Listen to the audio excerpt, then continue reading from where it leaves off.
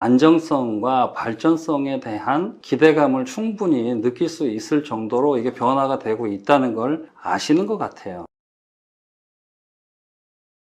펫 부동산이 한국에서 성공할 수 있을까에 대한 여부는 너무 당연하기 때문에 어느 정도 성공할 거냐가 더 관심사가 될 거라고 생각을 해요. 작은 실패, 성공의 의미가 아니라 굉장한 기대를 가져도 괜찮을 정도로 성공의 크기가 커지지 않을까.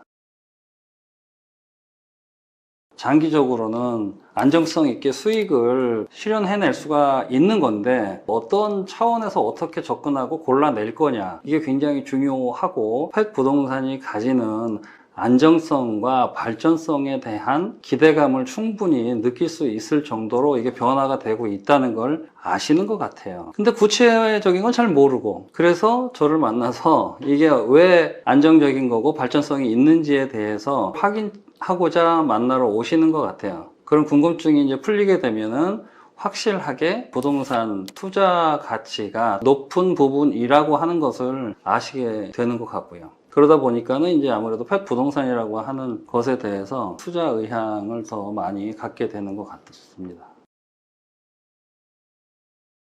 영상 상단에 링크를 활용을 하셔도 되고요. 반려견 주택연구소 네이버 카페에 들어오시게 되면 거기에서 신청을 하실 수가 있으니까 그렇게 활용을 해주시면 될 것 같습니다.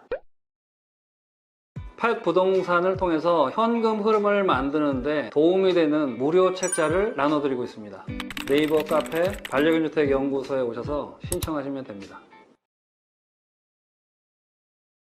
펫 부동산이라고 하는 거에 대해서 아직까지도 많은 분들이 알고 계신 상황은 아니에요. 그런데 이제 작년 하반기 정도부터 부동산 쪽에 어려움들이 많이 겹치고 하다 보니까 개발 컨셉이 없이는 더 이상 경쟁력이 없겠구나라고 느끼는 분들이 많아지신 것 같기는 해요. 어떤 컨셉이 입혀지고 또는 특성화된 그런 것들이 바탕으로 깔려 있음으로써 뭐 분양이라든가 임대라는 측면에서 굉장히 강점을 가지기도 하고, 앞으로도 지속적인 어떤 경쟁력을 가지기 위해서는 그러한 컨셉에 대한 필요성을 많이 느끼신 것 같더라고요. 우리나라에서의 펫 부동산 시장은 걸음마 수준도 안 되는 것 같아요. 처음 시작할 때는 한 5년 정도 열심히 하게 되면 수용성 측면에서 보급이 이루어지고 인식하는 부분들도 많아져서 많이 활성화될 거다라고 생각하는 게 있었거든요. 그런데 초창기에 예측했던 거하고는 다르게 아직까지도 좀 부족한 면이 덜 활성화가 된 그런 상황이라고 판단이 돼서 잉택이다라고 하는 정도 수준으로밖에는 얘기를 못할 것 같아요.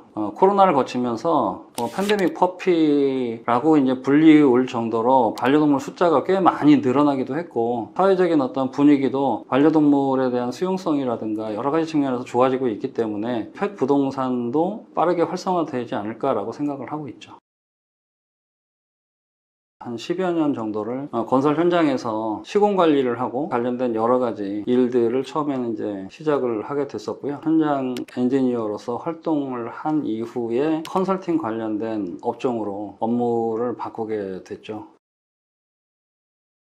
어떤 계기라기보다는 호기심이었을 것 같아요. 일본에 갔을 때 그 호기심이 발동이 된 거였어요. 그게 바로 펫 관련된 부동산이었고, 강아지와 함께 사는, 고양이와 함께 사는 그런 집들을 보고 사실은 되게 놀랬거든요. 생각도 못했던 그런 집이 존재하는구나. 내가 좋아서 이렇게 꾸민 개별적인 어떤 주택이 아니었고요. 어떤 회사에서 기획을 하고 거기에 맞게끔 모든 인테리어부터 여러 가지 매뉴얼까지 거기에 사람들과 반려동물이 함께 사는 모습을 보게 됐죠. 야, 이거가 정말 가능할까? 이거 너무 좋은데? 뭐 이런 어떤 생각들이 많이 들었고, 어느 정도 어떻게 지금 일본에서는 이게 활성화되어 있는지, 그리고 실질적으로 사는 사람들의 만족도는 어떤지, 그리고 일본 내에서 이게 차지하는 비중은 어떤지 조금씩 조사를 하게 됐죠. 그런데 생각보다 이게 굉장히 구체화되어 있더라고요. 그리고 실질적으로 차지하는 비중도 생각보다 컸고요. 그런데 왜 우리나라에는 이런 게 없을까라는 생각을 또 하게 됐고, 이 일을 시작하게 되었습니다.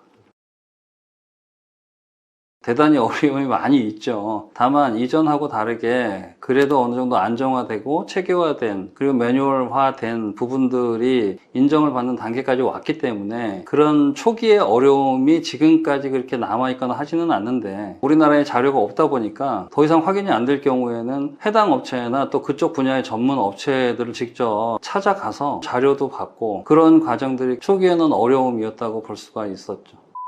오늘은 펫 부동산이 한국에서 성공할 수 있을 것인가에 대한 주제를 가지고 함께 잠시나마 짧게 이야기를 나눠보긴 했는데요.